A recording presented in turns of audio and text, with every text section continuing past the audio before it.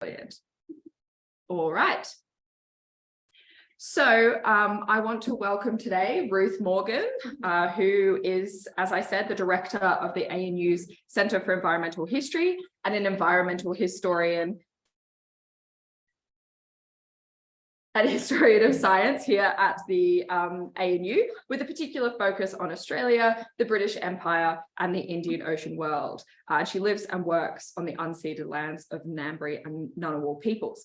Her research has been generously supported by the Australian Research Council, the Alexander von Humboldt Foundation, and the Rachel Carson Centre for Environment and Society. And the research that she is presenting today will be in a new book, which is being published by Bloomsbury, which I have had the pleasure to read. Please help me welcome Ruth to give her seminar on climate diplomacy and development since 1985. Okay, thank you very much, Jess. Thank you to those of you who have joined us in person and online. I know at week 11, it's a bit of the pointy end of semester, and I'm sure everyone is, feeling that in different ways. So thank you for coming along. I really look forward to feedback because the book is not entirely finished and there is still time to make changes. Of course, I too want to pay my respects to the elders of the Ngunnawal and Ngambri peoples on whose unceded lands we're meeting today, and I pay my respects to all First Nations people who must be joining us today. So I want to just start my talk with this photograph from the signing in 1992 of the UN Framework Convention on Climate Change. And this gentleman here is signing on behalf of Brazil, the first signatory to the Framework Convention at the UN Conference on Environment and Development in Rio de Janeiro in June 1992.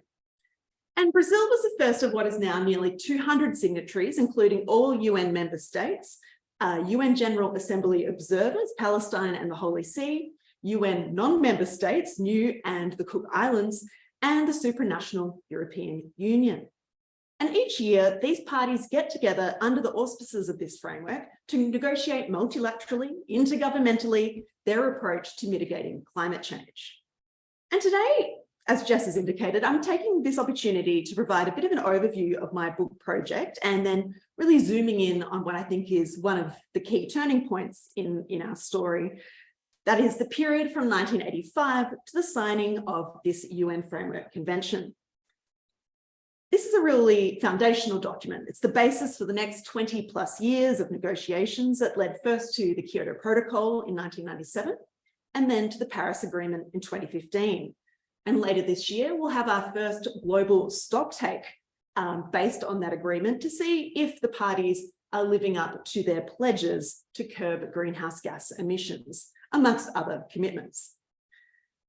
As Jess indicated, the book is provisionally titled Climate Change in International History. That part can't change, but the subtitle can, and that is Negotiating Global Change, Development and Environmental Justice since 1945.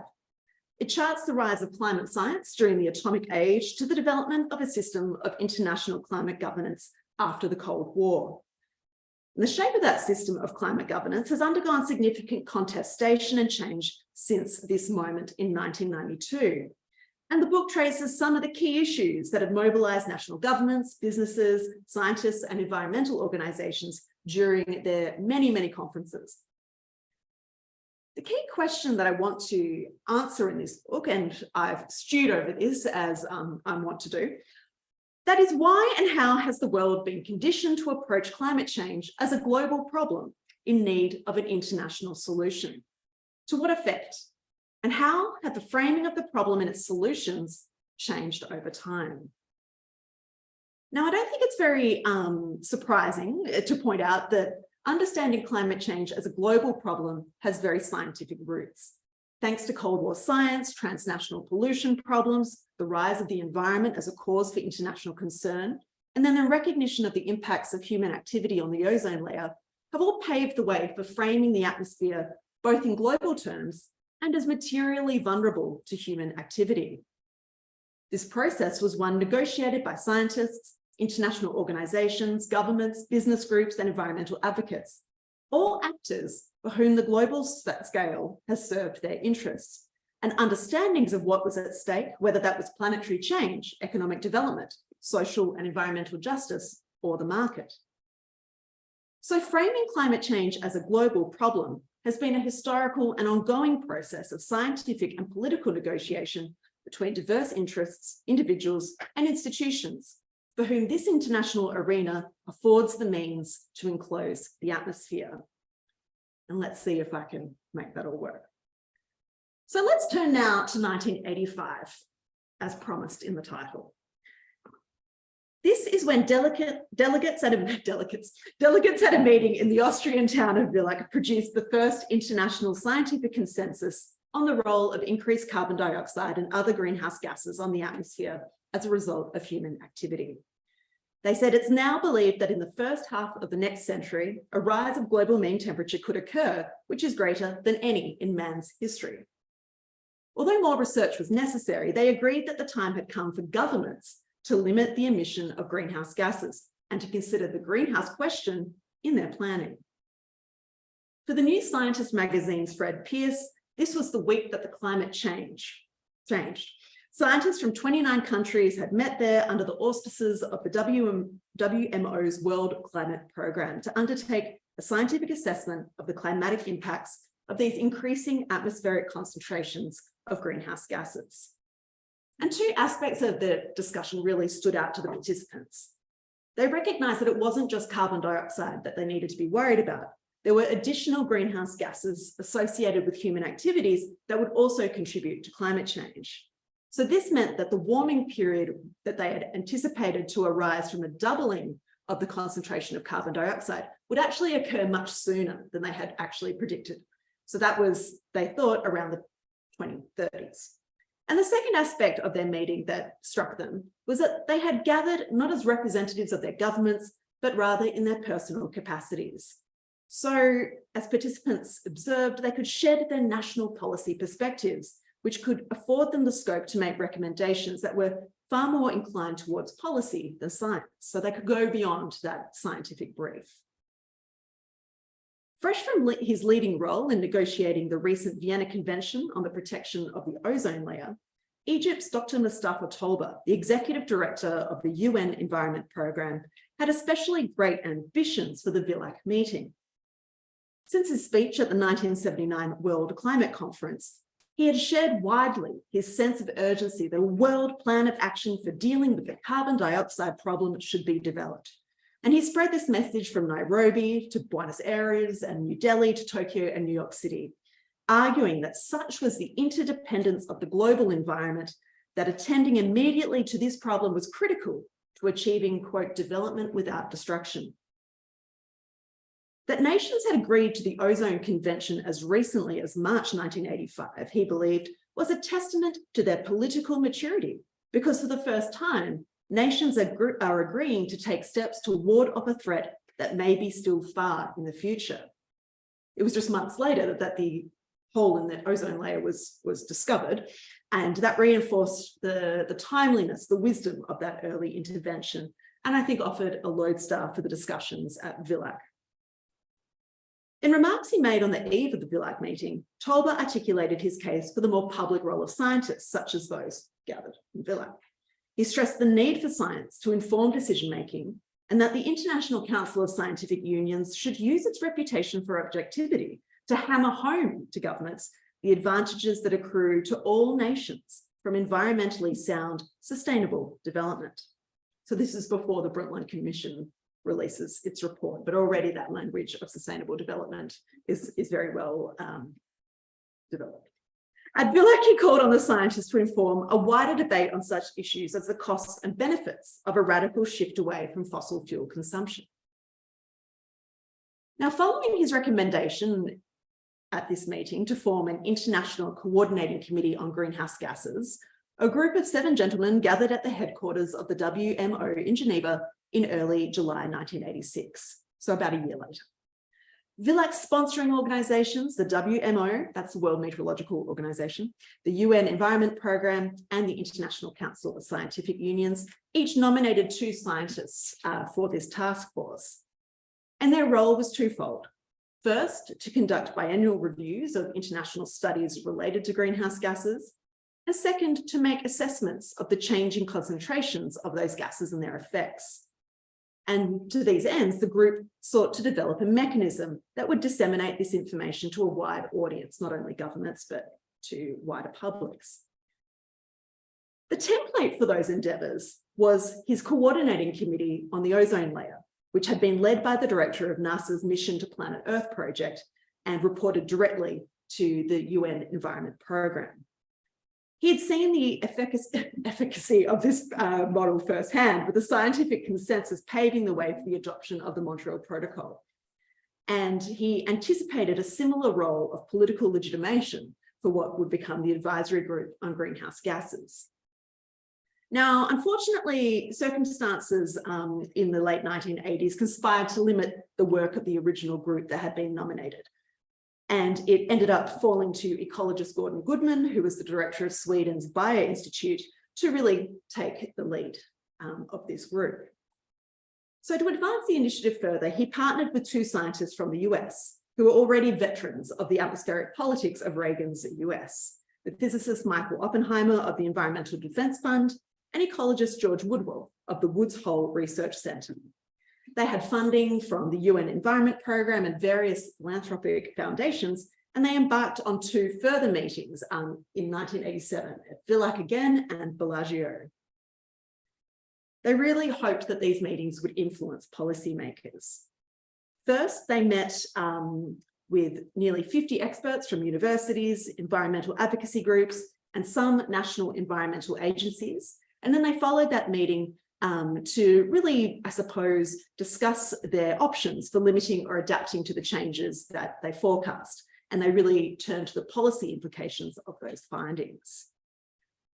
Generational change was really quite significant here, as new faces from the US and the Netherlands formed what has been called a de facto advisory group, and they were much more focused on this policy angle. They wanted to galvanise a coordinated international response to the problem of climate change, and they drew on a wide range of representatives, what had in the past really been dominated by Europeans, mostly from Sweden and Germany, West Germany, I should say, and the United States, now expanded to include representatives from Japan, the Commonwealth Secretariat, the Middle East, and a broader cross-section of the European Economic Community.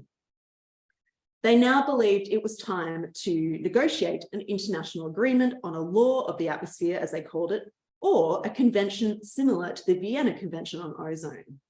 And they hoped its subsequent report would inform the proceedings of the upcoming Changing the Atmosphere Conference in Toronto in mid-1988, and then the Second World Climate Conference in 1990. I'm not sure if I have my slides in order. There we go. So plans for this Toronto conference had emerged from the public hearings of the World Commission on Environment and Development. And now this is a very elaborate title for what is also known as the Brundtland Commission, named for the Norwegian Prime Minister Gro Harlem Brundtland, who chaired it. And it incorporated these meetings into its deliberations, visiting major cities in Indonesia, Norway, Brazil, Canada, Zimbabwe, Kenya, the Soviet Union, and Japan over 2 years, from 1985 to 1987. At its Ottawa hearing in May 1986, Canada's Environment Minister Tom McMillan had volunteered his progressive Conservative government's willingness to host an international conference to consider the ways that they might improve the forecasting of environmental change. So a much broader idea originally. Climate change, though, he suggested, should be the focus of that conference, which would become this World Conference on the Changing Atmosphere, Implications for Global Security. Environment Canada's Howard Ferguson, who had been involved in the negotiations with the US to address acid rain across their borders, and more recently been involved in those 1987 workshops at Villach and Bellagio, had the task of making his idea a reality. Neither Ferguson nor McMillan, I think, could have anticipated the influence of this meeting, whether in terms of elevating climate change on the international agenda or its bold declaration to cut greenhouse gas emissions. And what helped to elevate the conference, I think, in terms of its scientific and political profile, was its connection to those earlier Villach meetings, as well as to the Brundtland Commission. And as you can see in this photograph, from the Brundtland Commission, Ferguson not only recruited Brundtland, but also its Secretary General, another Canadian, Jim McNeill, who had helped, quote, decisively forge its report, Our Common Future. McNeill was the director of the OECD's Environmental Directorate, where global economic and ecological interdependence had become the subject of growing interest. So he had brought to the Brundtland Commission the insights of a series of OECD studies and meetings, which had been pursuing the reciprocal linkages between environmental protection and economic growth since the late 1970s. Perhaps not what we normally would associate with the OECD. The Commission's 1987 report, Our Common Future, framed this outlook, as we know, in terms of sustainable development. This concept by the late 1980s now denoted a process of change in which the exploitation of resources, the direction of investments, the orientation of technological development and institutional change are made consistent with future as well as present needs. So in late June 1988, 300 participants, the heads of state of Norway and Canada, pictured here, and more than 100 other government officials gathered in Toronto for Ferguson's conference. The timing was impeccable. Already, the G7 industrial nations had endorsed the Brundtland Commission's concept of sustainable development at their recent economic summit, and they encouraged the establishment of an intergovernmental panel on global climate change under the auspices of the UN Environment Programme and the WMO. Their emphasis on international cooperation in an increasingly interdependent world was shared by those at the Toronto meeting, not least by Brundtland, who cited the importance of international agreements to the resolution of a whole range of atmospheric problems. That international cooperation to manage and monitor the shared resource of the atmosphere was a key message in their declaration, which urged, among its many points, the reduction of carbon dioxide emissions by approximately 20% of 1988 levels by the year 2005. Now, this target fell well short of the 66% that had been mooted at the 1987 Villach and Bellagio meetings, which was quite striking, especially in retrospect. And it was nevertheless an arresting and influential figure, that 20%. The conference consensus reflected the momentum that climate change was gathering on the international agenda, along with a slew of unusual weather events that were unfolding as they met. The Toronto conference coincided with severe drought that scorched the Midwestern Corn Belt of the US. There were extreme weather events occurring in New York, Central Europe, floods in Africa, Britain. It seemed to be something was going on with the weather. And the participants were also meeting in Toronto shortly after NASA scientist James Hansen joined with Woodwell, Oppenheimer, and others in testifying before a US Senate committee on the greenhouse effect and global climate change. Okay, go back. Sorry. For scientist Michael Oppenheimer, the formation of the Intergovernmental Panel on Climate Change in 1988 represented the culmination of the work of the 1987 Villach and Bellagio meetings. And certainly, those meetings had directly informed the Toronto conference, but their role in the panel's development was less clear. For according to US government officials, the panel arose in the wake of the 1985 Villach meeting, when the UN Environment Programme's Mustafa Tolba wrote to Reagan's Secretary of State to urge his government to lead the international response to climate change. And this, I suppose, rang alarm bells among the US officials to devise a means to circumvent both Tolba and the advisory group that he had devised in the wake of the Villach meeting. And in 1987, they turned to the diplomatic channels of the WMO to legitimize their agenda.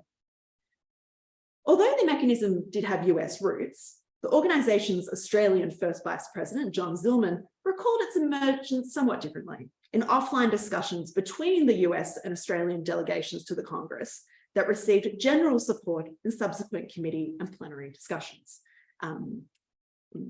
through conference language. The support also included a call from Botswana's Gladys Ramothwa for a document that would enable her and others to answer government questions about climate change. So it wasn't an uncontested or unsupported policy and idea that was brought in. Seeking cooperation of the UN Environment Programme, the WMO took their idea of an ad hoc intergovernmental mechanism to carry out internationally coordinated scientific assessments of the magnitude, timing, and potential impact of climate change to Tolba's organisation. And it responded very positively, encouraging Tolba to work with the WMO and the International Council of Scientific Unions to establish the mechanism that would become the IPCC. This was adopted and established in 1988, and it really marked the beginning of the end for Tolba's advisory group on greenhouse gases. Now, shortly before they met the IPCC in November of 1988, Malta introduced a draft resolution at the UN General Assembly that had a direct bearing on the scope of the IPCC's activities. In this resolution, Malta called on the panel to immediately initiate action leading to a comprehensive review and recommendations with respect to the science of climate change, social and economic impacts, possible policy responses by governments and others to delay, limit, or mitigate the impact of adverse climate change. They also wanted the panel to inform relevant treaties and other legal instruments that would deal with climate and consider the elements for possible inclusion in a future international convention on climate. So this was really quite a comprehensive approach that Malta had in mind for the panel, and it would require them to venture beyond the initial brief of assessing the physical science to really go beyond that to consider the potential economic costs of the damages and responses that were far more uncertain in terms of the scholarship. So when the panel met for the first time in late 1988, delegates from 28 countries gathered in Geneva. In addition to scientists from the industrialized nations were the representatives of some 11 developing countries, including Algeria, Brazil, China, India, and Mexico. And Tolba turned to Sweden's Bert Bolin, who had led the 1985 Villach conference, to chair the session. He was very familiar with the procedures of the WMO. He was very esteemed in the scientific community, and then he was subsequently elected to be the chair of the panel, a position he held for another decade until 1997. So the delegates at the IPCC's first meeting responded to the structure and the ideas that Malta's resolution had put forward by forming 3 working groups, whose leadership was a reflection of both technical capacity and political influence, with the UK leading Group 1 on the scientific basis of climate change, the Soviet Union leading Working Group 2 on the social issues, and Working Group 3, led by a US State Department official. They weren't too keen on the idea, assessing those response strategies. And they had 2 years to prepare their first assessment report for the Second World Climate Congress, which we can see here. So Malta's submission to the General Assembly back in September 1988 had been titled the Declaration Proclaiming Climate as Part of the Common Heritage of Mankind.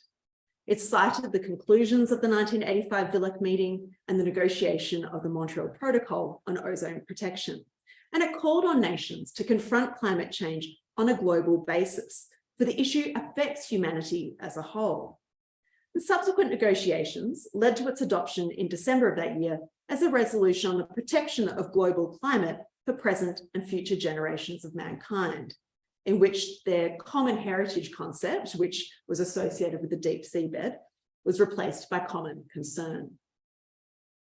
This was the first discussion of climate change in the General Assembly since the 1968 address of Sweden's permanent representative. And after the 1988 proposal, a whole slew of international meetings unfolded over the following months. They ranged in size, character, and ambition, but they set out to discuss the nature of the climate change problem and turn to familiar agendas to develop approaches that might answer Malta's appeal to deal with climate change within a global framework. And I think already over the course of 1989 and 1990, the challenges that would continue to define the negotiations became clearly evident. It was by no means a given that climate change would be translated into a common or shared concern The uneven distribution of scientific expertise and resources was immediately evident to the architects of the IPCC, who anticipated that the legitimacy and authority of the initiative would rely on the engagement of researchers from both developed and developing countries. Bert Berlin observed that right now many countries, especially developing countries, simply do not trust assessments in which their own scientists and policymakers have not participated. Don't you think global credibility demands global representation? So quite quickly, Northern visions of a streamlined working group structure quickly had to give way to accommodate the participation of a much larger cohort. And the panel also agreed to formalize a special committee on the participation of developing countries, which was headed by a French diplomat, Jean Ripert, who would go on to chair the Intergovernmental Negotiating Committee for the Framework Convention, and we'll meet him in a minute. For developing countries, it was quite evident that, quote, we cannot sit on the sidelines anymore, as an Indian scientist pointed out in New Delhi. He had convened the first meeting on climate change in a developing country under the aegis of the International Union for the Conservation of Nature and Natural Resources, the UN Environment Programme, and a whole cast of other sponsors. Climate change was also entering international conversations among the developing world's leaders, including the South Pacific Forum, the Commonwealth Secretariat, and the Non-Aligned Movement. So by year's end, so by the end of 1989, it had become evident to Woods Hole director George Woodwall and his colleague Kilapati Ramakrishna that some of the developing countries wish to join the global warming dialogue because they see opportunities for increasing their economic development, while others see a compelling need to find appropriate solutions to arrest global warming because of their fragile geographic and economic situations. So with Malta's resolution adopted in the UN General Assembly at the end of 1989, it was heeding the perspectives now of the developing world, which was duly observing that the developed world, having produced the pollutants, must take the main responsibility for combating climate change and to provide technical and financial assistance to developing nations. And this has been pushed by the Latin American group, reflecting a growing awareness that the issue of climate change had very deep economic implications. In the General Assembly debates, it was restated that governments needed to prepare a framework convention on climate that would take into account both scientific knowledge and the specific development needs of developing countries. And they reaffirmed that the General Assembly was the appropriate forum for taking political action. So the IPCC was busily working away, getting ready for the international meetings of late 1990 and early 1991. That is the 45th session of the UN General Assembly, the Second World Climate Conference, and the 11th World Meteorological Congress. And they met in Sweden in August in 1990 to approve their first assessment report and to develop an overview statement of their findings. And what have become quite familiar positions were being asserted in this arena for the first time. The US sought to emphasize uncertainties, while European nations insisted on targets for carbon dioxide emissions, as well as for deforestation. Renewing their positions forged at Stockholm nearly 20 years earlier, the developing countries led by India resisted any mention of deforestation and their own potential action, arguing instead for the responsibility of the developing world and the need to transfer finance and technology to the global south.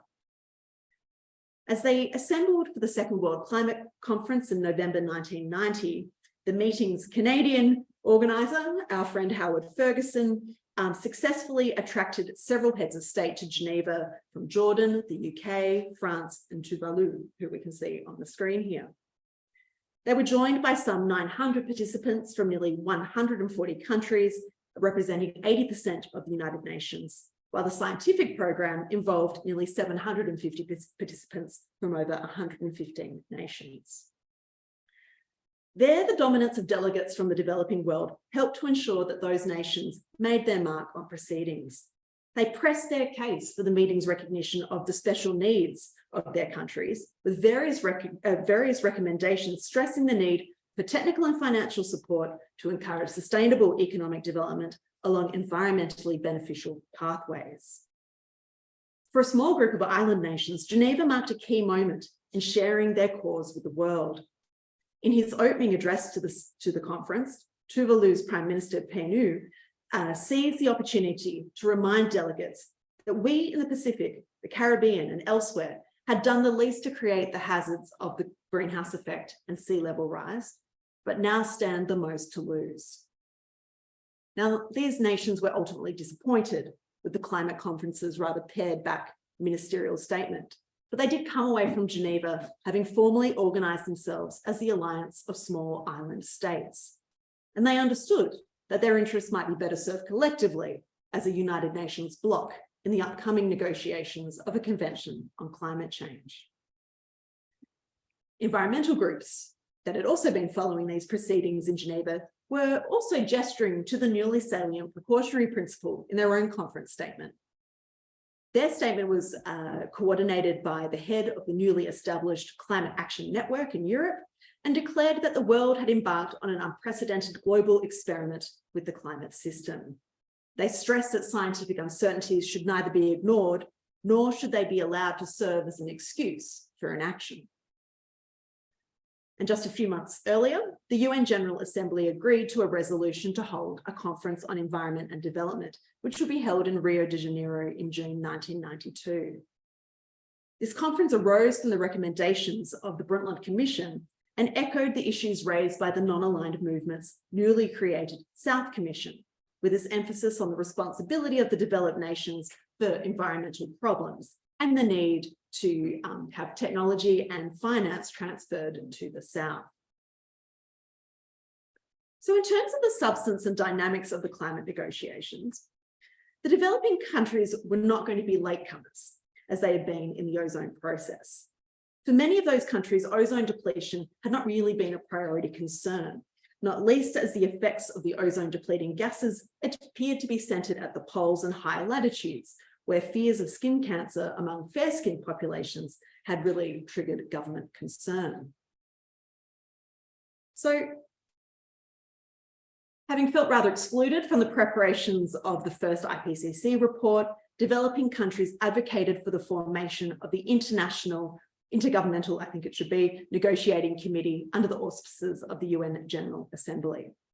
With France's Jean Repère, here he is highlighted, elected to the helm of that committee as well in February 1991, the negotiating parties had a daunting task ahead to finalise the text of a convention on climate change that would be ready for the Earth Summit in Rio. So if we look at what had happened with the Vienna Convention on Ozone Protection, it was quite a different affair in terms of the number of parties involved and the timeline that they had to complete their work. His committee had just 18 months to navigate the diverse interests of some 150 nations and to arrive at a consensus agreement that promised to have vastly more far-reaching economic and political implications.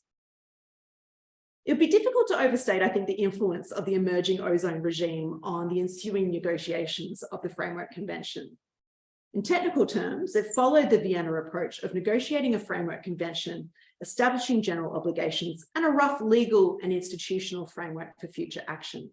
States would then develop specific measures and more detailed mechanisms and protocols. So, as we know, of the Kyoto Protocol, for instance.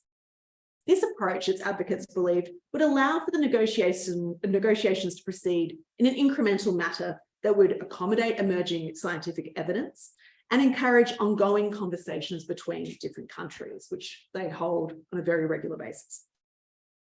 So 10 months and 3 sessions after first meeting in Virginia in the US, a draft version of the negotiating text emerged in December 1991. And on May 9th, 1992, the UN Framework Convention on Climate Change was finally adopted in time for the Earth Summit in June. And it entered force in March 1994, having been ratified by 50 governments. Its preamble restates that the adverse effects of the changing climate are a common concern of humankind, warranting that international cooperation to protect the climate system for present and future generations. So that's sustainable development language coming through there as well. Influenced by the statements issued at the Second World Climate Conference, its main objective is to achieve the stabilisation of greenhouse gas concentrations in the atmosphere at a level that would prevent dangerous anthropogenic interference with the climate system. It leaves in question, though, what is dangerous, that threshold, and how this might be averted. That's been the subject of many years of discussion and conversation. Although the convention sets out commitments for all states to follow, such as developing and publishing their territorial greenhouse gas emissions and removals by sinks, the notion of differentiated responsibilities underscores further commitments in Annex 1, which is specific to members of the OECD and countries of the former Eastern Bloc. It's very much a product of its time, and others in Annex 2 for the OECD countries alone. Annex 1 nations must limit the anthropogenic sources of greenhouse gas emissions and protect and enhance their sinks, like forests, for instance, while Annex 2 nations must also provide new and additional financial resources to assist developing countries, which has been quite a sticking point. So little, if any, of the convention's content went uncontested among the 140 odd nations that were eventually engaged in the process of negotiations. Much was at stake. And it was three areas of the convention that were especially disputed and cleaved the parties beyond the old East-West divide and configured new alliances. The first pertained to the matter of establishing quantitative targets and timetables for limiting the emissions of developed countries. European countries and the small island states were in favour of such an approach, while the US and oil-producing nations were very opposed to such a plan. And other developing countries generally favoured the tools, adamant though that they would only pertain to the developed world, that this was not something that they would have to do themselves. Another point of contention was the matter of financial assistance and technology transfer from developed nations to the developing world. The latter argued for a commitment that they would provide this new and additional financial aid over and above existing transfers that would assist them to implement the convention. So it was quite focused on mitigating climate change. And finally, the question of institutions and implementation mechanisms.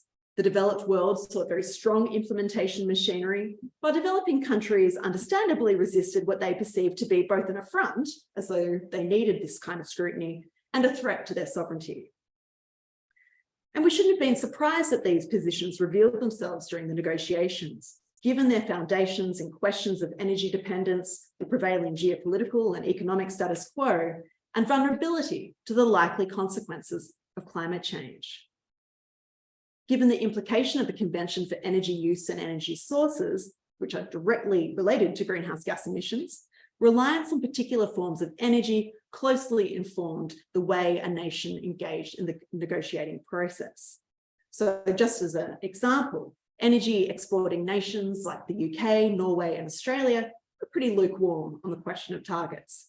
But the least enthusiastic were the large energy independent nations such as the United States and countries which would soon be really developing their use of resources such as China, India, and Mexico, where they had abundant coal reserves, which ensured cheap supplies and would likely foster profligate energy cultures.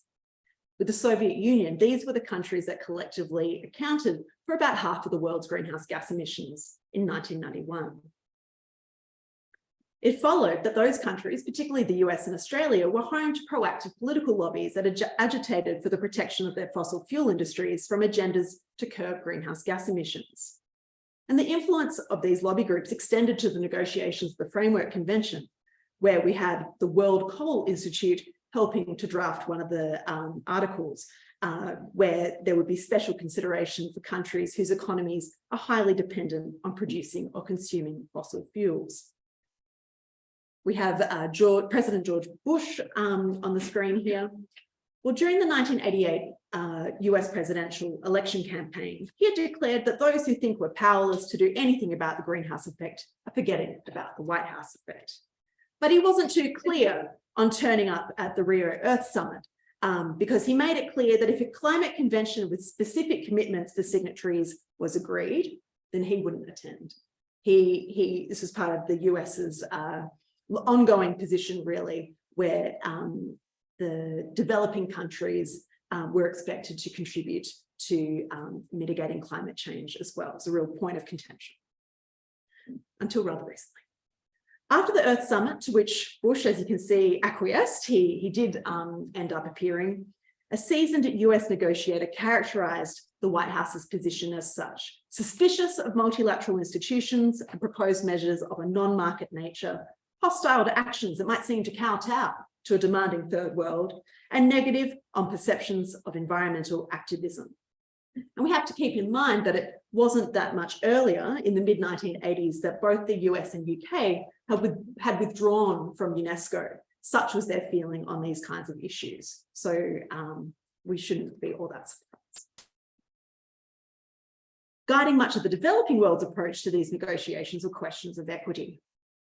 Prior to the negotiations getting underway, the World Resources Institute, a US nonprofit organization, had published an assessment that pointed to the high greenhouse gas emissions of developing countries on account of deforestation and agricultural activities. Brazil, China, and India ranked in its top 5 largest contributors to annual greenhouse gas emissions, along with the US and Soviet Union. Not surprisingly, the report drew swift condemnation from New Delhi's Centre for Science and Environment. Its global warming in an unequal world was circulated by Southern non-governmental groups at the first negotiating committee meeting, pointing out the differences between the luxury emissions of the North and the survival emissions of the South.